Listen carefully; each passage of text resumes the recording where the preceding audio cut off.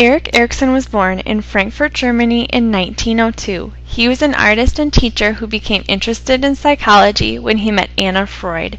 Freud was a psychoanalyst and the daughter of Sigmund Freud. She convinced Erikson to study at the Vienna Psychoanalytic Institute, where he specialized in child psychoanalysis. Erikson's work has importance for every early childhood educator because it shows how children develop the foundation for emotional and social development and mental health. Erikson's theory, which is called the 8 Ages of Man, covers the entire lifespan of a human being. It is Erikson's idea that there is a task that must be accomplished at each stage of development. Successful resolution of each stage affects the next stage. As people pass through each stage, they form personality strengths or weaknesses based on their development during that stage. Erikson gave us the term identity crisis. He considered it inevitable that young people experience conflict as they grow and change into adults. Erikson felt that the early childhood years were critical in children's development of trust, autonomy, and initiative. But he did not believe all was lost if children experienced difficulties in the first 3 stages. Erikson's first stage of psychosocial development, which takes place during the baby's first year of life, is trust versus mistrust. The baby's task during this time is to develop a sense of trust in herself, in other people, and in the world around her. Erikson wrote about trust having 2 parts, external and internal. A baby who successfully adapts during this first stage approaches her second year of life with a sure sense that the world is a good place to be. She believes that adults will be there to meet her material needs and to guide and support her. She trusts that they will lend stability and continuity of care to her life. She knows she has the power to engage adults through tears, smiles, or fussing whenever she needs their help. This engaging of adults is part of what educators call attachment. You will notice attachment in the clip with Thomas the cat.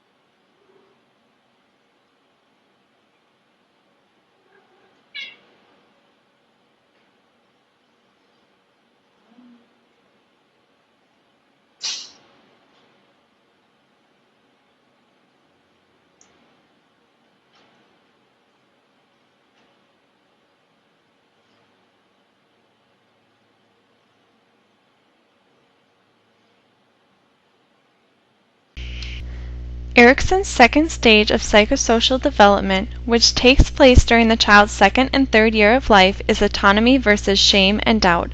The developmental task of this stage is to acquire a sense of autonomy or independence without suffering extremes of shame and doubt.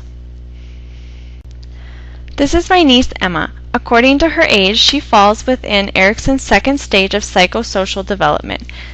A child who successfully adapts during this stage of development will acquire a strong sense of self. She will be able to separate confidently for limited periods of time from parents and primary caregivers. She will demand that she do things for herself whenever possible. In order to develop a strong sense of independence, toddlers need to have reasonable opportunities for choice and control.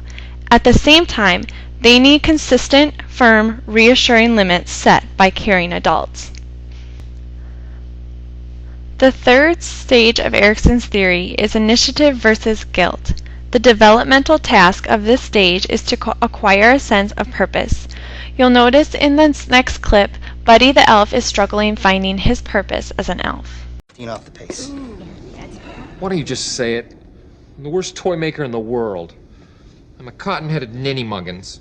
No, buddy, you're not a cop.